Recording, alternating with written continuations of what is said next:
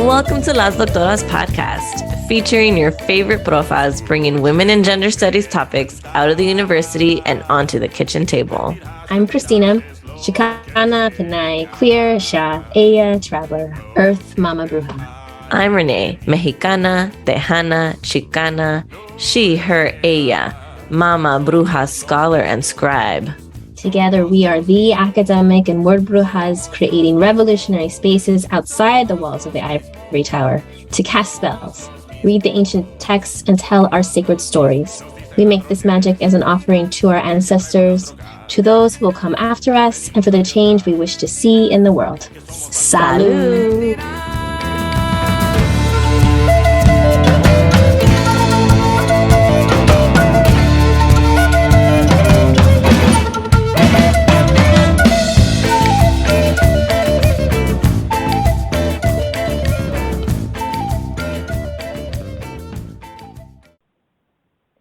Hello, welcome to Las Doctoras podcast. This is episode 52, and I'm recording just a little bit of an introduction to this episode because it's a little bit of a different type of episode.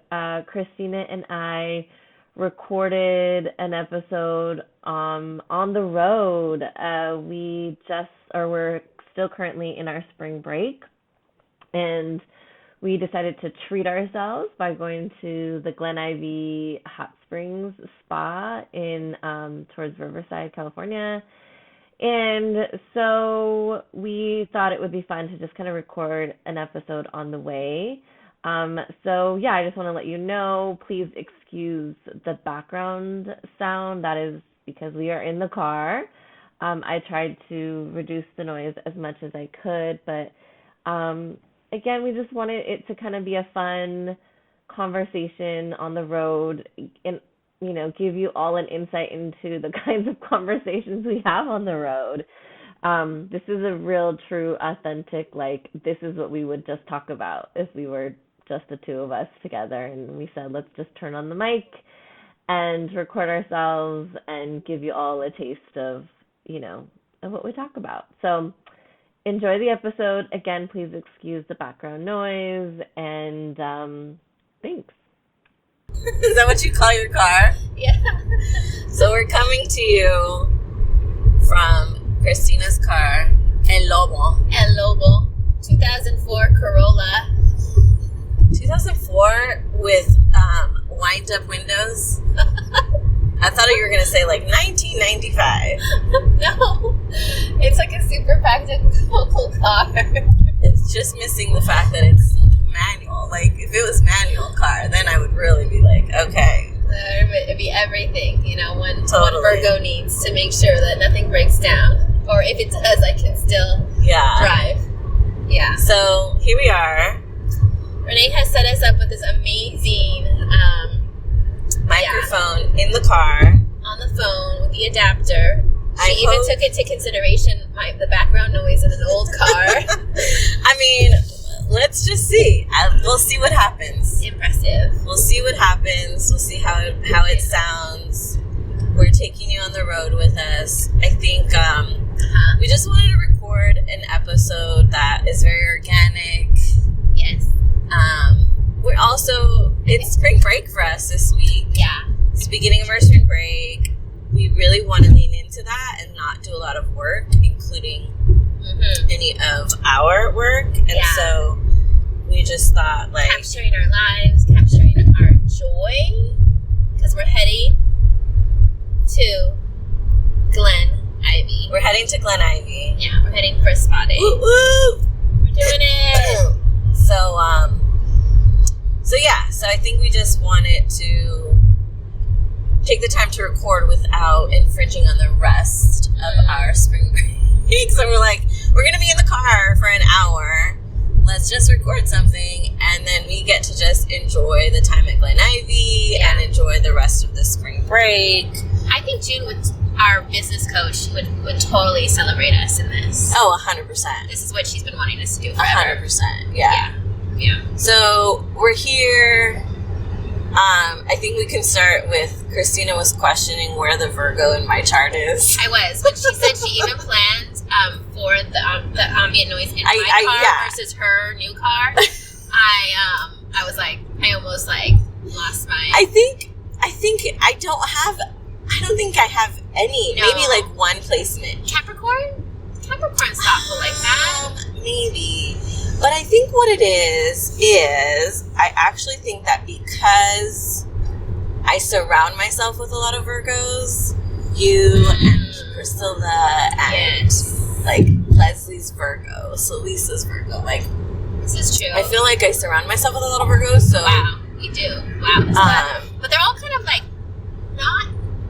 not traditional Virgos. You know, we all have like this wild card, I think. Yeah. Which I think helps me not feel like I need that as a water sign, I need the structure that Virgos offer me. I thrive in structure. Yeah. I think, which is why I don't always get along with other Cancers. Not that I don't get along, but there's just a little bit more of clashiness. Interesting. And I think it's because we're both just so emotional. Yeah. I can see the crab eyes. And so I think Virgos give me the structure, the like boundaries that I need and that I thrive on, so then I can be my best self when I have, like, growing up, you know, my mom is Aquarius. I gotta see what her rising and moon sign are. I think that also helps us a lot. I think you kind of understand me more because of my moon in Aquarius. Yeah. You know? Like, but she was just so, like, everything was very... It's interesting. My mom, she's definitely a perfectionist. Everything had to be clean. Everything had to be a certain way. But I don't think that that's innately who she is either. I think that that's a trauma response. Yeah. But she might have like a Virgo rising. She might. But I think that like, it did offer me something. Like, so in high school, I woke up every single day, ironed my uniform, skirt and shirt every single day.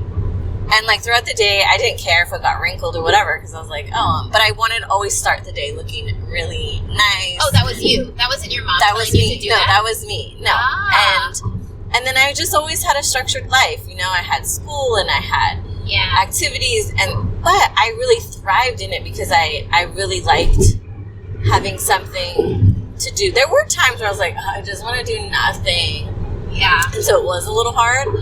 But when I look back, I thrived a lot, and I was able to excel because I had such good structure. So I think that I'm able to let all my watery self be what it is when there is really solid foundation and structure, which is why I like to have all these things so then I can just let go in the moment.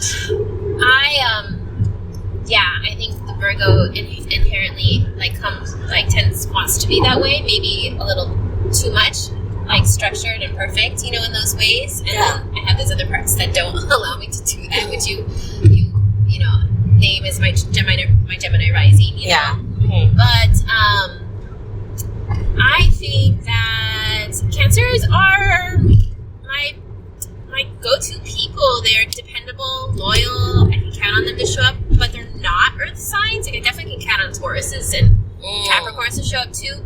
So I think you show up in emotional ways for me. The water, you know, I think that's something that helps me quite a lot. Yeah. So there's that beautiful relationship between the Cancer and the Virgo. Yeah. We're definitely a power couple. I think Menachi told us that. Yes. And I was like, let's lean into that. But, I mean, okay, so not all our astrology stuff. We're in spring break. We're going to the water. We're going, you know, the water is my home. Yeah. Water is my home too. You know, it's so interesting. Gemini. I feel like Gemini kind of has some water in it, or an Aquarius. Or Aquarius, totally, you know? Aquarius. But water is my place where I'm really present. Yeah. Like with my little one, when we're in the water together, number one, you can't have your cell phone. You can't all my work tendencies kind of go out the window, because what else, you know? So this is, I think, the beginning of something really special for us. Maybe, I don't know, we're going to get Glen Ivy members for $1,700 a year. Just kidding. each. age. Okay. Maybe it's a family plan. We can just say we're married. True. We're done, Anyways, but so where do we want to talk about? I know there's some things that we've had on the back burner that we've kind of wanted to talk about. I know we wanted to talk about like some parenting things. But maybe if any other updates that we want to... okay, let's talk about this. So, yeah. This past weekend, Cruz, my oldest son, 10 years old, he had a swim meet. He's a swimmer. I have to say that I never imagined I'd be a swim mom. Like, I knew my kids would play sports because that was such a big thing for Tommy and I. Like, sports was, the center of our lives. And I think I imagined they'd play soccer like us. But, and they do, right? And they do, like Santos does, yeah. But Cruz has just really taken a swim in a way I don't think I imagined, when I was like imagining kids. But I love it. I love every second of it. I'm so proud of him. He had a really good meet this weekend. He performed really well. And so it's telling the story. Yes. About Cruz. And he had a really good meet this weekend. Yes. And on Saturday, because it was 2 days, Saturday and Sunday. So Saturday he ran. I always say run. It's just like he swam. He swam. But because I come from such a track background, track and running background, that running is just my immediate vernacular. Anyway, so he had a swim meet. Yes. And he swam really good. So on Saturday, he did really good, and we took pictures, and I posted pictures. And when I posted, I said something about, I think Abuelito would be really proud. I didn't tell him because I posted it, after he had gone to bed and stuff. Love the connection. Yeah. Love it. Yeah. And then the next day, we were at his meet. So Sunday, that was yesterday. We were at his meet, and he's, getting ready. He's, warming up, and he's about to go ahead to kind of get in line for his event. And he looks at me and he's like, do you think Abuelito would have wanted to be here?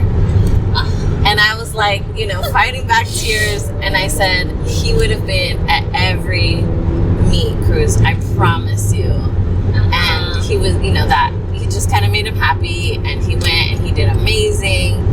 And right before he was gonna swim, I just started getting, the moment came up again in my head, and that's when I texted you, and I was like, oh my God, the fact that he out of nowhere just kind of thought of it, and it came to him, and, I think it was a reminder for me that he is there, that he is there with him, and there's a presence, and that Cruz can feel that presence. Yeah. That was really nice. I love that you texted me that. I literally was just like, he's there. Yeah. And I love that brought that sense of family being around to my day too, Yeah.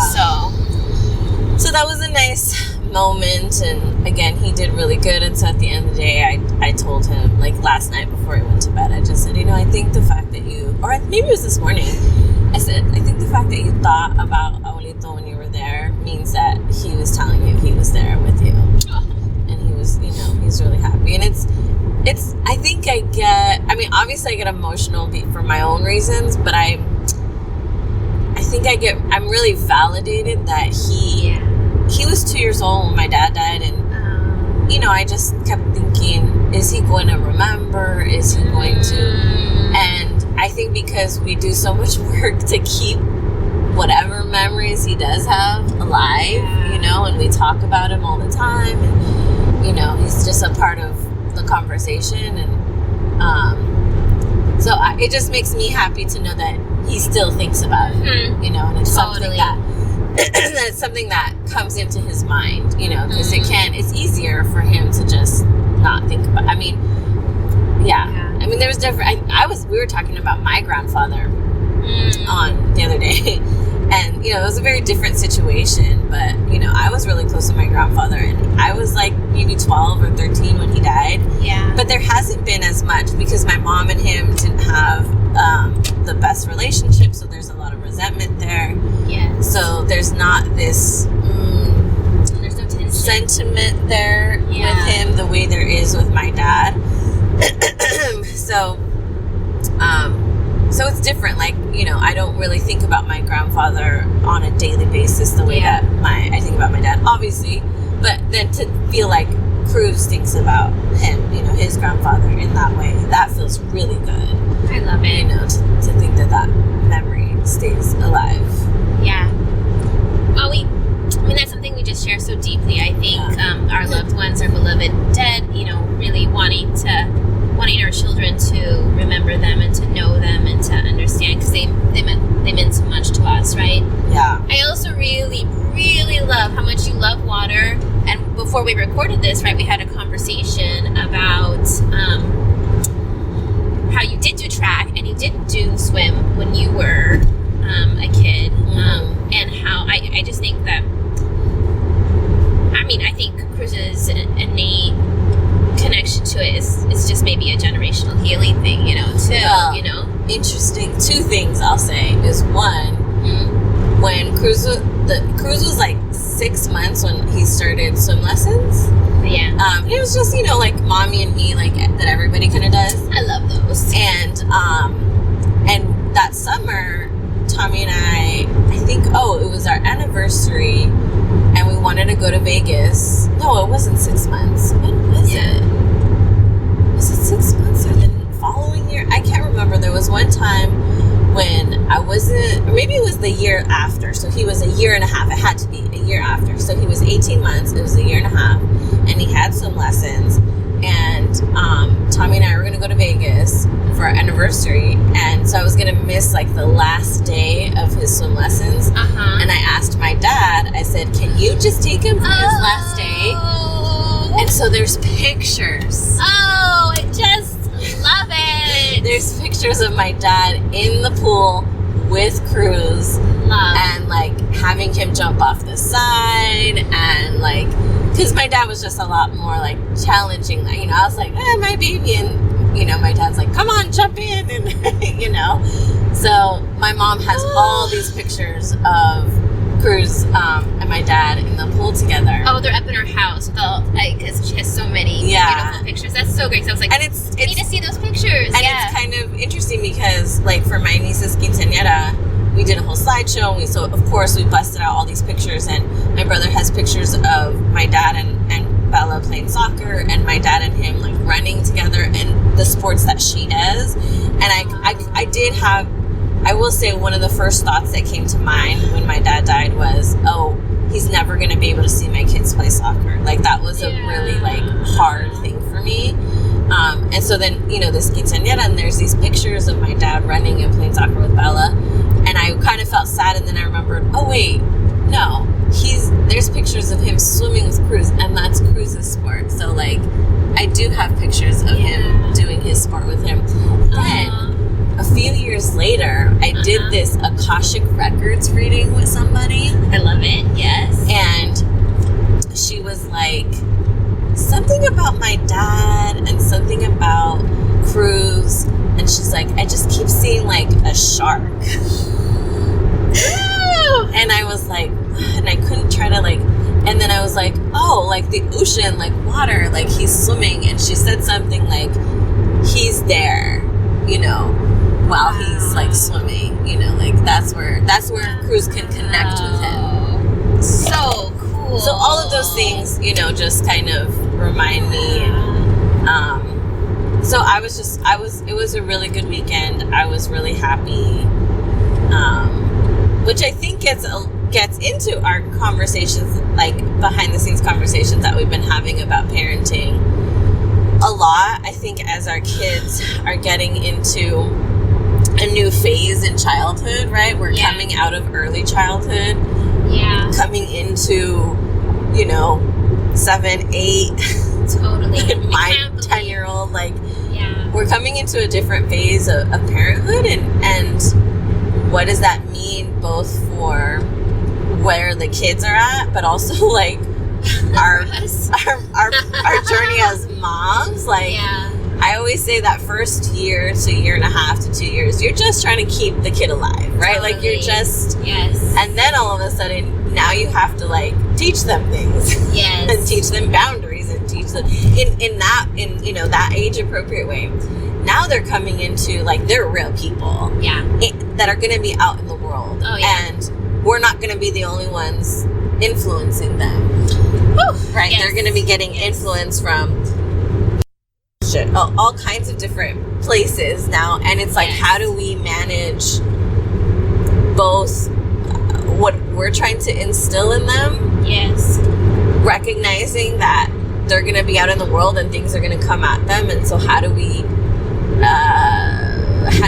prepare them? How do we give them the tools to be able to handle it? How do we maintain our family values? Like, what are our family, like, all of it? Yes, exactly. How do we create this like stability and rhythm, and also like just be ourselves, you know? And I think the other element I'd add is I knew maybe from other parents, you know, but also just knowing me, and I think this is the same with you, we do things, when we do them, we have a really deep feeling or desire in parenting, like that might be different. So like I think we are 7 kind of too. We are 8. We're trauma informed. We are trauma informed for ourselves. And so there is space to be like, I think this is why, like, so much is coming up for me around,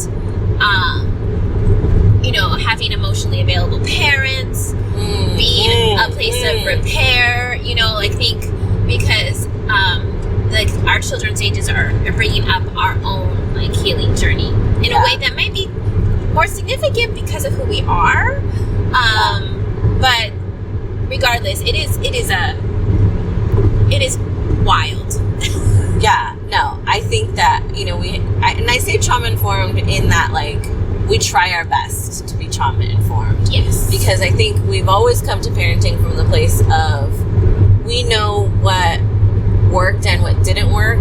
Yes. With our parents, with us, and we're really trying to do something different, but we know that we don't have, there's not the manual, there's not the model for that. Like, we're kind of making it up as we go along. And yes, we have a lot of resources, you know, like Latinx parenting, like trying to put ourselves in communities where other people are invested in the same thing, where like we're really trying to create the supportive networks to be able to do that. But we're still kind of making it up as we go along. And so with each new phase of parenting, we're kind of like, oh shit, like, how do we do this?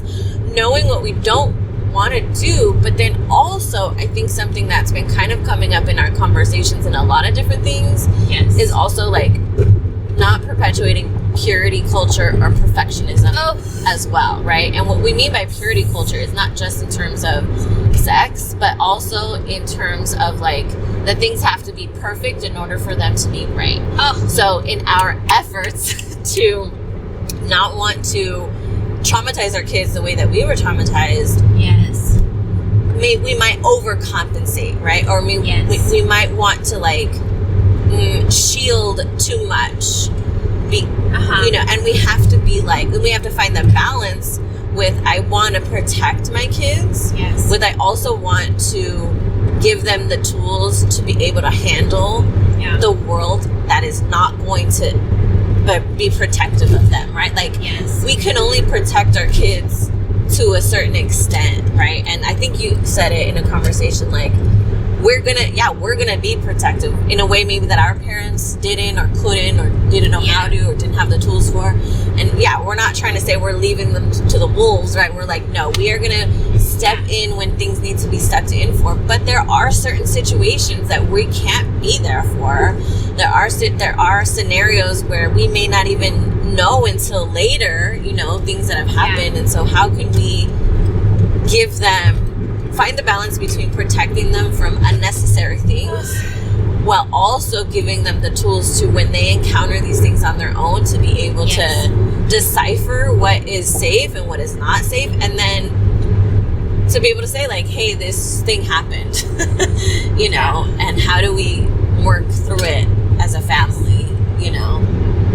It's so good. It's so good. I think that's exactly what it is. And, you know, I think again, another thing I'll add to that is I want to be able to do that from a place of internal grace, and I'm struggling with that. So, like, we watched Mandalorian the other day because he really watched Mandalorian. I know. We watched Baby Yoda, and he's heard about the kids in his class. So, but then I woke up in the night feeling so terrible. So I'm feeling like because I was like, why are we watching like Ferdinand again, you know, or something like that, or I just struggle. There's an internal struggle, and then for me, and I know it has to do with my purity culture of perfectionism as a Virgo for sure. But I want to be able to step into that with grace. I also want to be able to say, like, because, you know, single mom, we're at home on the weekends. Yeah. I can't get out as much. And so we have been watching a little bit more, you know. He has been on his iPad playing his, like, reading games, you know, and things, which is so cool. While I have been watching way too much Criminal Minds. So, which I also feel really both, like, indulgent about. I mean, I'm not going to... I guess it's comparable to your, like, reality shows, you know? Yeah. Those cerebral Criminal Mind shows. I'm like, why am I watching this? Yeah. But I really can't help myself. And then later, I don't feel good about it. See, and I want to just be like, no, Mija, it's okay. Yes. You needed that zone out. It's okay, you know?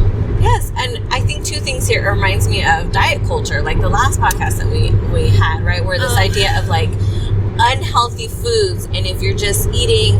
So you're not only are you quote unquote eating the unhealthy foods, and we'll unpack that, but like then you're feeling guilty about it after, instead of just enjoying the fucking pizza and calling it a day, and then just recommitting to making sure you're also eating other things, right? Like, but we don't need to label food, and I think that's what you're doing with media, right? We're saying, oh, we don't want to watch media, but then we know that sometimes life is what it is, and we rely on it, and then we feel guilty about it after. So it's a lose-lose situation then, rather than just saying, I showed my kids, you know, this show because it's a family bond. Like, for me, it's a family bonding thing. Like, it's the one show we all watch together, and we, you know, follow it and everything. So, and I'm like, I'll take that over, you know, whatever damage it might cost in the end.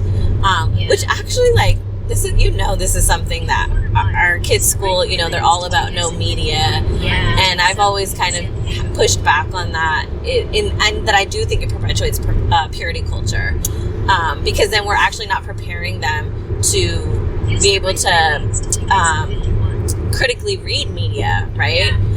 Anyway, that's a side conversation. This is like part of my, like, you know, train of thought with Mandalorian, or like the Star Wars series, is when we were kids, it was really effed up. There was no women in this series. I don't want to be Princess Leia, you know, like, you know, and now there's more. So I will say I have some, like, I'm like, it's better now, you know, there's more. It's not just George Lucas and everything.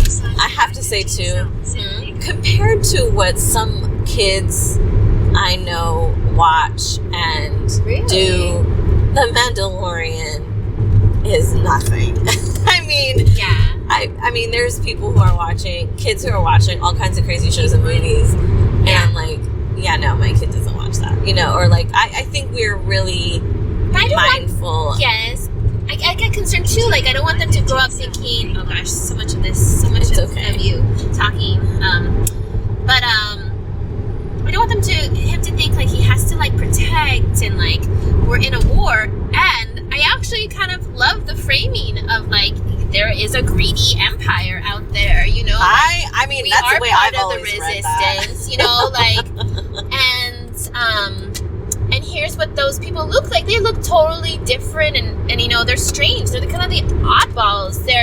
And we can be that, and they can look like anything, you know, like. I love that we're talking Star Wars. So I think Star Wars is don't tell any of my exes. I don't want them to know that I am.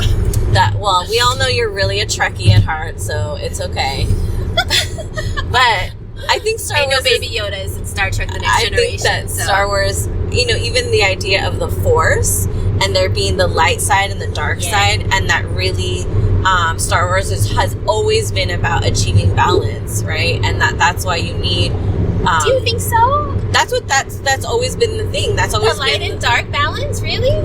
That's always been the underlying thing, is that there's been this seeking to achieve balance. And so when Darth Vader has, early in those episodes, right, Darth Vader and what happened with Anakin, right, is that because of the trauma in his life, losing his parents, he was more susceptible to the dark side innately, and then Palpatine took advantage of that and like brought him over, like taught him how to feed into his dark side, rather than finding that balance, right? Which was what the Jedis were always trained to do, was to find that balance between the light and the dark side. And then in the newer episodes, I can't even believe I'm talking this right now. Well, this is very healing for me, because I feel like I don't know all the nuances of this, and sometimes I'm like reframing it for Jaguar. It's like, don't listen to them how they're talking about the dark side. The dark side has always been side. Like it's again, it's like anything. It's like masculinity versus toxic masculinity. Where in that the problem isn't masculinity in and of itself. The problem is when it becomes toxic, right? Because of patriarchy. So the dark side was never something innately evil. It was just recognizing that we all have that in us, and that we can all be vulnerable and susceptible to only feeding into that, which is what Palpatine did with Anakin, who became Darth Vader, and then he did the same thing with Kylo Ren, right? Yes. And oh my God, Luke Skywalker was afraid because he saw his own dark side, and that's why he didn't want to keep training Jedis, because he became afraid of the potential of his own dark side because of what he saw happen to Darth Vader and to Kylo Ren. I do love how the Emperor is so white. That really makes me really happy in the end. Yeah. So that's been always the and I'm probably very, like, I'm talking fundamental Star Wars, philosophy here. There's people who will really dive into it and talk about the light and the dark, and it's always been about achieving balance, and that the universe will find a way to balance itself, sometimes through these means, right? Like violent means, mistakes or whatnot, or non-inclusive. So it's been, that's why I've always found it so powerful, because even Santos, when he was little, we really are going on like I love it. Our digression. Santos was really little, and he was always loved Kylo Ren. Okay, loved the dark side. Jaguar loves. And so I think it's okay to allow them to go that. I mean, Santos is an Aries, right? So it's kind of like that makes sense. Totally so. And so I think, because what happens, I think they talk about this in Star Wars too. The Star Wars as astrology. Oh, I'm sure. Oh, where's that at? We gotta find that. Okay. But I think that what happens is what Anakin and Ben Solo, what happens to them is that the fear takes over. Yeah. Right? Because their evilness was not born out of their dark side per se. It was born out of the fear of, all these other things, right? Like, and how Palpatine perpetuated that in them, right? Oh, you need to be afraid of blah, blah, blah coming and taking over, coming and trying to, do all these things, which actually reminds me of a lot of politics these days, right? Like, so much of it is fear-based. I think that applies to what I was just talking about these cycles within ourselves, with our children. We're afraid of, like, what's going to happen. We're afraid of our dark side or whatnot, again, I put dark in really quotation marks. I really don't like saying dark side in those ways, because I think we live in a racist society. It's very much misconstrued and used to really hurt people. So, but we have that side of ourselves that needs, I don't know, what's considered dark in our society, our shadow side. Just rest, or like to zone out, or to like feel like all of our emotions, be afraid of it. I think when Santos was little and he really loved Kylo Ren, I was like, I think that's okay because then it's not a scary thing. Yeah. He's not a scary figure. He was, even in the last episode, you see him come around again, right? Yeah. And I always felt like that. I think after becoming a mom and seeing him, I was like, oh my God, like this poor kid. Yeah. Right? Like, has all this resentment towards his father and his, idolizes his grandfather. Like, all, again, we're talking about this, but I think when we can teach our kids not to be afraid of those things, right? And to embrace those parts of them alongside the, other things, then, that's how you achieve balance, which I think it does. It's a good conversation to talk about when we talk about masculinity and toxic masculinity, right? And interesting. Coming from being raised by these radical feminist professors,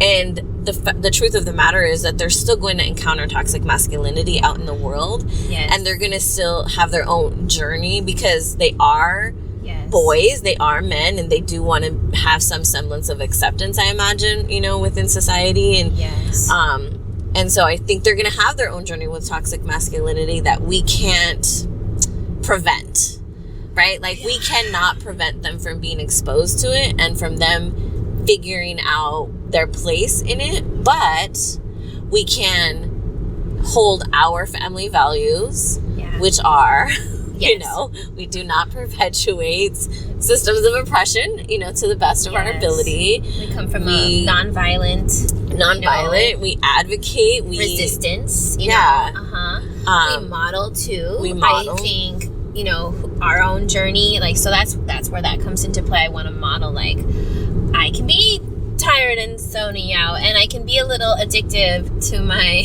criminal mind, and also we can give them, like, for Jaguar, he's like, oh, like, he just wants to gender me in a very still, like, even though there's just so much in his life that's non-binary in the gendered world, he's like, you're like, a woman, a girl. And I was like, actually, I identify as she, they, Sha, which is from our family tradition, and so wanting to just do all of this from a place of, like, sacred confidence, right? Not from a place of, like, apology or... That's hard.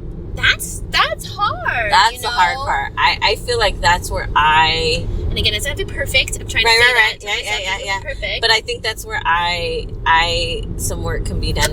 I think I get really, like, that. I love that sacred confidence. We're almost at the spot. I know. But yeah, I think that's where I get a little, like, shaky. Like, sometimes I'm saying things and I'm not even sure. I'm like, like, I'm fumbling. But I think, again, that grace of giving myself, like, even, I have to say that even just having the intention and even sometimes just holding space for awkward conversations and without any real conclusion, or maybe you're fumbling over shit, is better than what we had before. Right. And we're just going to continue. This is just a papa, just like drop a little note of wisdom as you go to sleep. Like, Cruz has been doing a project on spiders, and they had to learn what the life cycle of it was. And it says the male spider or the female spider eats the male spider after they mate. And so he's like, oh, so the mommy eats the daddy spider after they get married. And I was like, okay, we're just going to stick to male and female because I don't, and I keep telling him, like, people don't have to be married to have kids. Oh, man. That's such a first grade thing. It comes up all the time. And so I'm like, yeah, like, I keep saying that. And I don't want to be married. And I think there's still, we haven't exactly had the full on, like, where babies history of oppression. Yes. Oh, yes. That, like how biologically it happens. I got some good books. Yeah. I mean, we've talked about private parts and things like that, but not the whole, like, the egg and the sperm and the, So I think that, like, I will say Cruz is definitely a hopeless romantic. You know what? I was going to say that earlier. Cruz is so, like, I know he's a Capricorn. Yes. He's just got this beautiful heart. I can feel it. So I think there's a little bit glad he's the older, like, he's in Jaguar's life. I just want to say that. That's nice. Yeah. So I think, but anyway, so it's interesting. Yeah, so it's like those kind of and I'm like, oh, this is an opportunity to have this conversation, and I'm stumbling through it. But again, I think it's still better than, you know, what we had before, and you know, and yeah, it's just, and I do think even just intention, you know, we're in a world right now when so much is being attacked, right? Ethnic studies and gender studies and queer studies, and like everything is being so hyper attacked that for us to go out of our way to even just have the intention of something different is a lot in the face of what we're dealing with. Right, and we want our kids to feel like they're a part of a community, they have family values, and that we are a part of like a resistance. You know, that's something. But I mean, we want them to raise them to be like feminist, intersectional feminist kids. You know, like, and in a way that's not oppressive. Well, and I think also or too, like I want perfect. You know, and I want to give them the space for, like, I think for us, it's become our job, right? So it's such an essential part of our identity.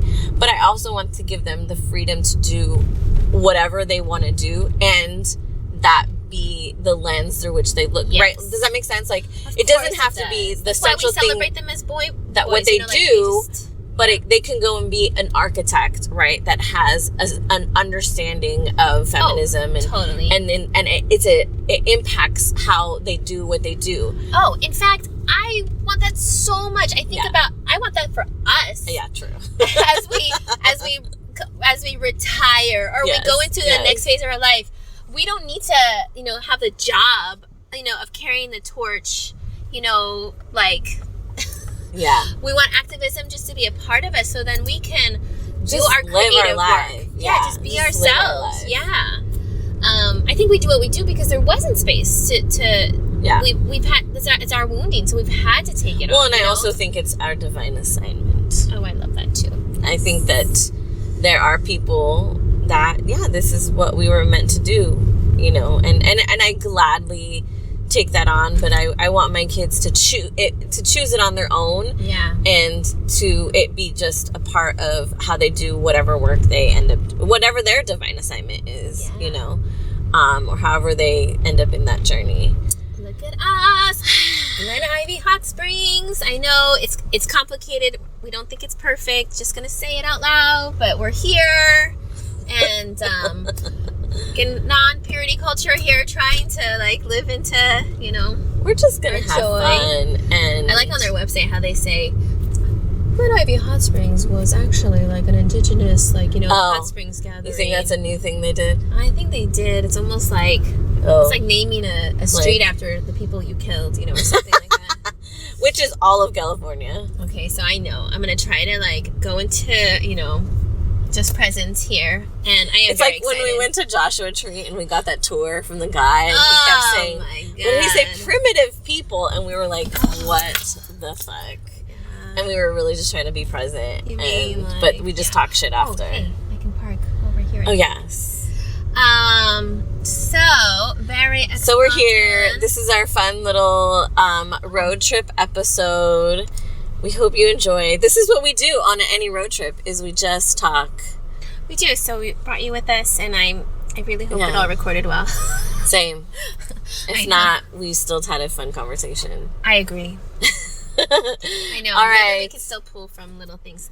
Okay, have a great one, everyone. Have Bye. a spring break. Intro and outro song is called Foreign Fog by The Corner House, a band that features our dear friend Danelia Arechiga. Vengo a trabajar.